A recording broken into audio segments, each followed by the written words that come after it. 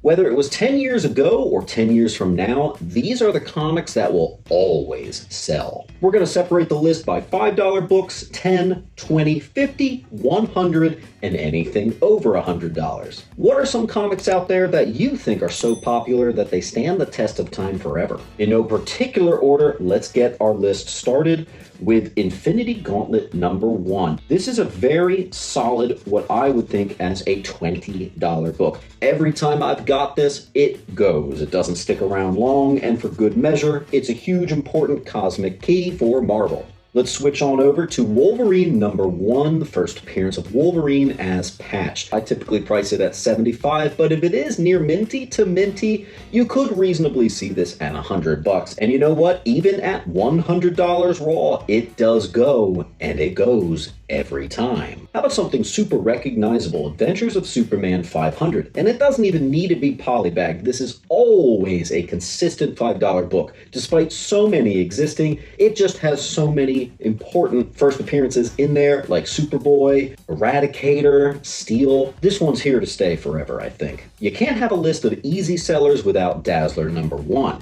Sometimes it fluctuates. I tend to find that it's a solid $10 book. Always. This will always sell, especially when put at just $10. If it is near minty, you better believe that thing is hopping right off your shelf. Let's go on over to ASM 252. First, Black Suit Spidey, an immediate classic. This is our first entry on the over $100 list, and you know what? This is one that's going to sell every time. Funny thing is, in any grade too, people just want this thing. Let's go ahead to Batman 497, the classic Bane breaking Batman's back. What a solid $10 brick of a key, if it is near minty for sure. There's a lot of them out there, but that doesn't seem to lower or raise the value of this one. What a solid $10 key. How about X-Men Annual 14, what we now know as the first true appearance of Gambit, while being much cheaper than the quote-unquote first full appearance of Gambit in X-Men 266. This is a solid $50 book in near minty condition and goes every time. The only Iron Man entry on this list is going to 128, the absolutely iconic alcoholism cover, the demon in a bottle. Everybody wants it. If you've got a near minty, which is tough, this is the late 70s, it is going to be around $100, and it can be even more than that. We're keeping it at 100, and when you price it at 100 for near minty, you'll find it moves. How about some 90s polybagged goodness? Let's talk about Hardware #1. I always have a bunch of these at the ready, and they always sell for a solid $5 every single time. Let's go on over to the over $100 category with Hulk 340. The sole thing that makes this valuable is the cover. What an amazing cover. Hulk and Wolverine. This one's bound to sell in any condition. Let's go ahead and give DC some love with not only issue 7, but also issue 8 of Crisis on Infinite Earths. These two issues back to back are always a solid $20 bill if you have a true near minty. Death of Supergirl, Death of Barry Allen. Both huge books with awesome covers and massive significance.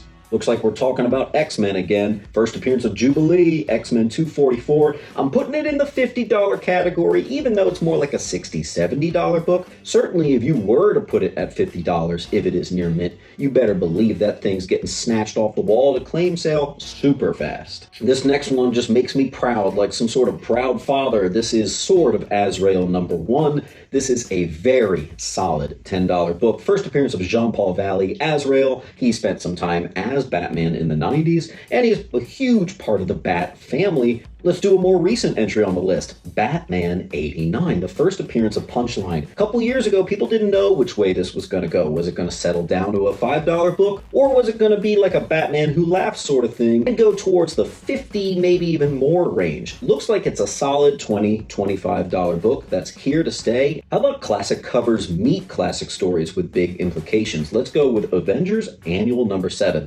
Definitely hard to find this in near mint, but I've certainly had some very fine plus and some near minty minus. This one's going to go solidly at a $50 price every time. If you happen to have a near minty of this Killing Joke first print, it always is one crisp Benjamin on the dot. But you better believe it's worth every bit of that 100, and it flies off the shelf. Obviously, the first Deadpool, New Mutants 98, kind of hard to get in because it's so popular. A lot of people won't sell this very often, but whenever sellers do get this in, it doesn't last for long, and it is definitely going to be worth over $100, probably in any condition too. Let's go on over to the first Omega Red, X-Men number 4, Jim Lee X-Men Classic. This is not the last time you will see X-Men on this list. This is not only the last time you will see this particular 90s X-Men run on the list. This is the most popular key from the line to sell. Speaking of classic stuff, how about that Death of Superman, Superman 75? This one is a very desirable key despite the overprinting. The later printings, I will say, are much more valuable, but a first print consistently sells around $12. Here's a book that used to be $10. I think more realistically these days, I put it as a 5. First appearance of Max and Bloodwolf, as well as some others. Darker Image number 1. You're going to see every copy disappearing before your eyes. Let's bring it to Hulk with Incredible Hulk 377. Obviously, we're talking about the first printing here. This is the first Professor Hulk classic cover as well, with the all-green backlit. This one is a very recognizable cover and is one of the reasons that drives this book selling every time. Doesn't get much more classic, though, than a Venom Lethal Protector number 1. I'm not talking era printings, not talking gold here. I'm talking the regular red cover. Everyone has this book, but it doesn't deter the value. It's still $20 to $25, and it will sell at every single claim sale. Let's head on over to our $50 keys with the first appearance of Echo. It doesn't matter if the character is in a low, not getting any attention at all, or getting all the attention in the world. What a solid $50 key for the ages. We got to mention some of those limited series. How about Wolverine Limited number 1, the Frank Miller Classic? I actually am not the biggest fan of this cover. It clearly is not all about me, though, because everybody else loves this thing and grabs it the second they see it at a claim sale wall. Keeping with the theme of limited series, let's go back to Punisher number 1.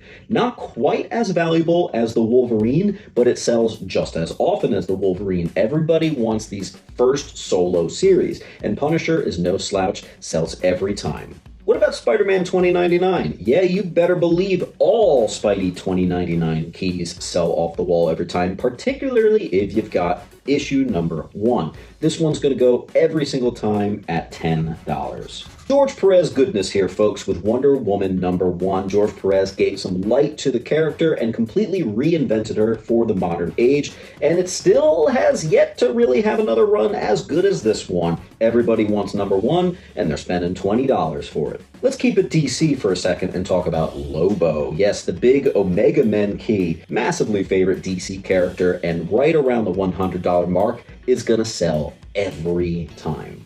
Another one that's going to sell every time in any grade, but especially if you have it in high grade, the high price tag isn't even going to deter people. Daredevil 168, first Elektra, with her name misspelled on the cover. Taking it back to our $5 books right here, we got to go X-Men number 1, specifically the wraparound cover. I sell the regular cover A, B, C, and D, a little bit cheaper than $5, but the wraparound always moves for a steady $5. Most printed book in comics ever, doesn't matter. Keeping it $5 for a second, you might not be able to afford an Ultimate Spidey number 1, but you bet you can grab the free comic book day version for a clean $5 bill.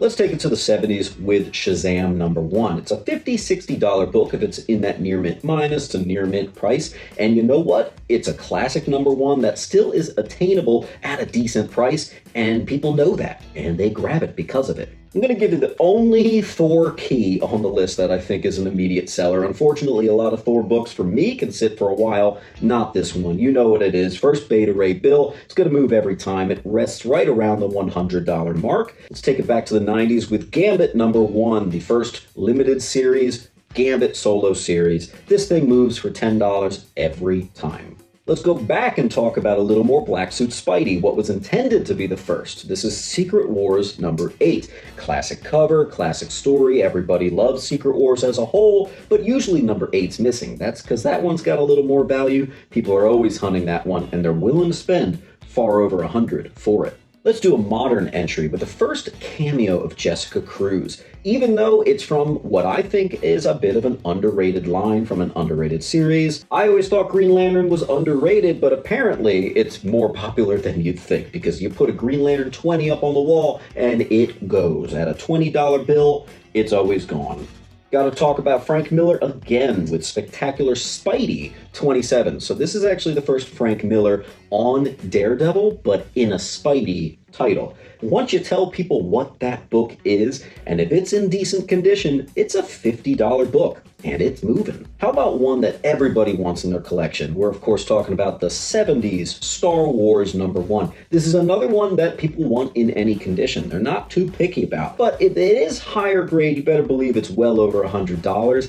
How about the first Silver Sable? Funny thing is about this book, I always viewed it as should be more like a $100 book, but I don't make the rules. It really is closer to a $50 book. What about X Factor? Believe it or not, sometimes you have a really well-priced number 5 or 6 and they don't move, but as long as you have a #1 at $10, it's going every time. Kind of the same thing with a New Mutants #1.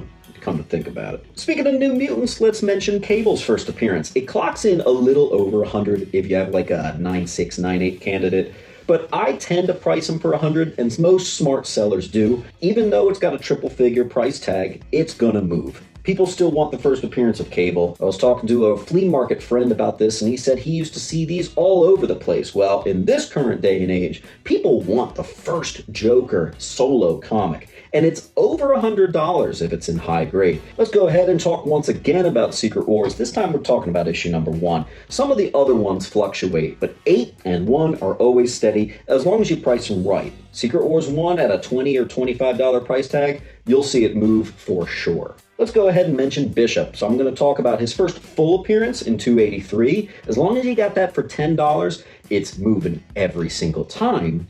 And 282, the first cameo, is going to move every single time as long as you're conservative and price it at 20. Both those Bishop keys are bona fide guaranteed movers. Other than Killing Joke #1, this is the second Brian Boland cover, Robin #1. First solo Robin in his own title. Here's a pro hint, watch out for the much more expensive later printings of this. But as long as you got a minty first edition, $5. All right, let's go back to Gambit. We mentioned him earlier in X-Men Annual 14. The big one that people still want, even though it's not his first appearance, still is like a $250 to sometimes $300 book raw if it's in that minty condition. Here's another popular one, first appearance of Khonshu, as well as a couple other things. Moon Knight #1, this has come down in value, but I think it's just a price correction. It's $100, and it's a darn good $100. That's a great book that you can grab for one Benjamin, and I think people know that. Speaking of classic #1s, we got to talk about Watchmen #1. This is the epitome of the perfect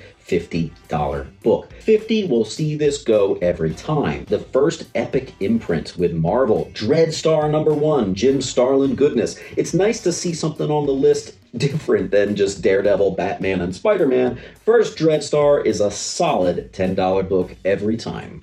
How about Ghost Rider 15? It's gotta be near minty to minty, I have to say, because otherwise it should really sell for under $5. After all, you can sometimes find it in dollar bins, but if you got that cream of the crop, people want that gorgeous glow-in-the-dark cover. Still to date, possibly the most popular glow-in-the-dark that ever was made. Green Lantern 48, yes, it's a little closer to a $30 book, but this first Kyle Rayner is going to move every time. We're going to put it in the $20 category, even though it's a little higher, but that is a solid mover, and if it's on the wall, it is going by the end of the clean sale. Teen Titans #12, I was mentioning with the punchline. This is one of the more here-to-stay characters from DC in the last 10 years. And this is settled down a bit, but plateaued at a $50 value. As long as you remember that, it's moving every time. Nova #1. If you've got a nice, very fine plus, maybe a near minty minus, it's a solid Benjamin, man, and it's gonna move. How about Green Lantern 85? People want those classic award-winning stories, and this Neil Adams, Denny O'Neil goodness is definitely one of the most popular ones.